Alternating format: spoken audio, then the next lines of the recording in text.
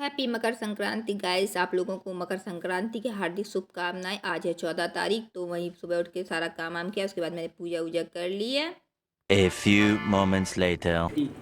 सदा भांग वाली है। तो गाइस कुछ लोग 15 तारीख को मतलब दान पुण्य कर रहे, लेकिन मुझे जैसा समझ में आया, बाबा जी वगैरह निकले तो फिर मैंने उनको दान वगैरह दे दिया था। ये लड़का भी आया था, इसे भी दे दिया था। मतलब आज के दिन जो मकर संक्रांति होती है उसमें दान पुण्य का विशेष महत्व माना जाता है। और उसके बाद मैंने कल डाल दिए थे दाल, मतलब परी की डैडी ने बोला था मंगौड़े बनाना, तो उसी की मैंने तैयारी करके रख ली। थोड़ा गुड़ भी मैंने भीगने के लिए रख दिया, उसका मतलब सीरा बनाऊंगी। सीरा जो होता है उससे बनाऊंगी पूरे शाम को। यहाँ मैंने चटनी भी बना के रख ली। यहाँ मैं फटाफट सेक दे रही हूँ मगौड़ी। और गाइस आज तो इतना ठंड है, कोहरा इतना बता नहीं सकती है।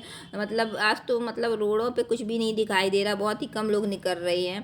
तो यहाँ मैं फटाफट मगौड़ी सेंक के परी के डैडी को दे दूंगी। और परी के डैडी को इतना सर्दी लग रही है, वो अपने बिस्तरों में घुसे हुए। वो कह रहे कहाँ जाऊँ ऐसे में, और अभी परी को कोचिंग छोड़ने भी जाना है। तो देखती हूँ क्या होता है। तो मैंने परी से बोला खा लो, लेकिन परी बोला पहले मैं कोचिंग पढ़ के आऊँगी उसके बाद मैं खाऊंगी। तो यहाँ देखिए परी के डैडी बैठे खा रहे हैं। और यहाँ पे देखिए मैं बाहर आई तो ये देखिए कितना वृद्ध है, मतलब तब भी सुबह पूजा वूजा करके आ गई थी। होता है जैसा, मतलब अब बुजुर्ग जो पुराने होते हैं वो अपना चलते फिरते रहते हैं। या देखिए परी के डैडी जा रहे थे, परी को इच्छा नहीं थी जाने की, उसे सर्दी लग रही थी। तो मैंने पूछा, बोला कि फ़ोन करके सर से पूछ लो, वो पढ़ाएंगे तभी ले जाओ। तो जब फ़ोन करके पूछा तो सर ने बोला कि अभी बच्चे कम आएंगे, जब ज़्यादा आ जाएंगे तो मैं फ़ोन कर दूंगा। उसके बाद गए फिर मैंने परी के लिए मगौड़े सेंक दिए। परी ने यहाँ मगौड़े खाए तो उससे सर्दी लगने लगी। वैसे भी खाने के बाद सर्दी जल्दी लगाती है। तो फिर उनका फ़ोन आया भी, तो फिर मैंने मना कर दिया कि अब मत ले जाओ, एक दिन में पढ़ के कहीं कलेक्टर तो बन नहीं जाएंगी एक दिन में। मतलब मेरा यही कहना था, इतना सर्दी थी। और परी के डैडी बोले थे चलो चलो। यहाँ पे गाइस देखिए 2:30 पौने 3 का टाइम है। हल्का सा धूप निकली तो मैं छत पे आई देखने के लिए कि पतंगे वगैरह उड़ रही है, लेकिन गैस उस टाइम तो नहीं दिखा रही। फिर थोड़ा धुंध कम हुआ तो यहाँ देखिए एक आध पतंगे दिखाई दी। मतलब सर्दी में बच्चे भी परेशान हैं, वैसे तो पतंगों के ढेर लग जाते थे आसमान में। फिर उसके बाद गैस हम लोग वही 3:30 के करीब हम लोग तैयार हो गए। थोड़ा मार्केट जाना था, धूप ठीक ठीक निकल आई थी। तो यहाँ देखिए रेवड़ी वगैरह वही सारी चीज़ें रखी हुई हैं। वैसे तो बहुत चीज़ें बनाई जाती हैं इस दिन, तिल के लड्डू वगैरह बनाए जाते हैं, लेकिन मेरे पास जितना जो चीज़ होता है मैं वही बना लेती हूँ। मतलब अपनी पसंद होती है। परी के डैडी को इतना पसंद तो है नहीं है। अगर पसंद होती, इंसान जब खाने का खुद शौकीन होता है तो वो लाने का भी शौकीन होता है। तो जो कुछ भी आ जाता है वही मैं बना देती हूँ। या देखिए मार्केट में थोड़ा धूप धूप निकली तो थोड़ा बहुत भीड़ भी नज़र आने लगी, तो वही हम लोग शॉप पे आए हैं। सामान वामान परी बउआ को लेना है, बच्चों का ही होता है सामान। और इन्हीं लोगों ने बोला, मेरी तो हिम्मत भी नहीं पड़ी थी, लेकिन जब बाहर निकली फिर इतना सर्दी भी समझ में नहीं आई गाइस। यहाँ देखिए नीचे जुलूस निकल रहा, थोड़ा बहुत जुलूस निकल रहा था। तो वही मैं शॉप पे खड़ी थी तो मैंने थोड़ा सा क्लिप उसका भी ले लिया। कुछ अपने इस टाइम हो रहा है उसी का जुलूस निकलता है। ज़्यादा भीड़ खैर नहीं थी। उसके बाद यहाँ बज गया था शाम का वही 4:30 के करीब हम लोग लौट रहे हैं मार्केट से। और उसके बाद हम लोगों ने सोचा थोड़ा मम्मी के घर हो आऊँ, क्योंकि सर्दी की वजह से फिर नहीं गई थी।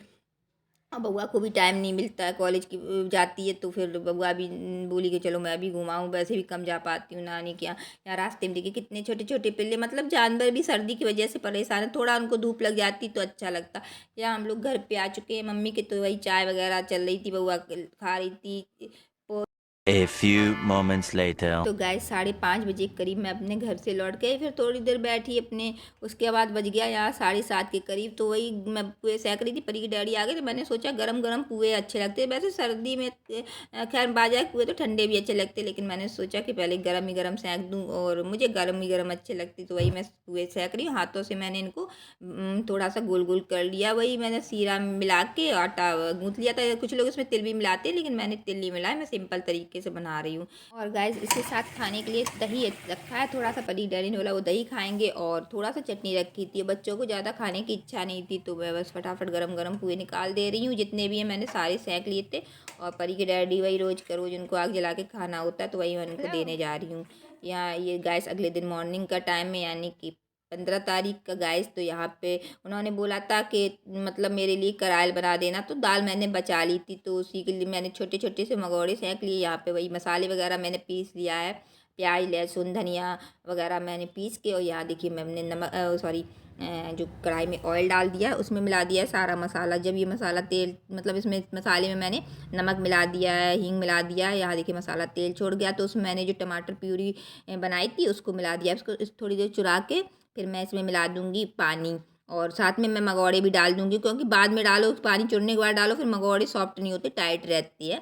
तो मैं पानी जब डालूँगी थोड़ा, उसी के साथ ये मगौड़े वगैरह भी डाल दूँगी। तो जितना पानी चुरेगा उसी के साथ मगौड़े भी सॉफ्ट हो जाएंगे गाइस। तो यहाँ पे मैंने इस तरीके से मगौड़े डाल दिए। बहुत ही टेस्टी सब्जी बनती है, आप लोग भी ट्राई करिए।